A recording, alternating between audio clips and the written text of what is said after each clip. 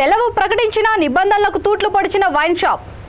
హైదరాబాద్లోని అంబర్పేట నియోజకవర్గం పరిధి గోల్నాకా చౌరస్తాలోని ఒక వైన్ షాప్లో సెలవు రోజున సైతం వినియోగదారులను మోసగించారు. ఆదివారం బోనాలు సందర్భంగా వైన్ షాప్నకు సెలవు అని షాప్ ముందు పెద్ద బోర్డు తగిలించారు. కానీ నిబంధనలకు విరుద్ధంగా షాప్ తెరవడమే కాకుండా ఒక్కో మందు బాటిల్పై 20 రూపాయల వరకు అదనంగా వసూలు చేశారు. ఈ అదనపు వసూళ్లపై కొందరు మందుబాబులు మండిపడ్డారు. కాగా వైన్ షాప్నకు సెలవు ప్రకటించి బోర్డు తగిలించినా యథాప్రకారం తెరిచినా అక్కడ పోలీసులకు కంటబడిన ఎలాంటి చర్యలు తీసుకోలేదు. పండుగ రోజున కూడా వైన్ షాప్ తెరవడంతో మందుబాబులు ఎగబడి మరీ కొనుగోలు చేయడానికి ముందుకు రావడం కొసమెరుపు.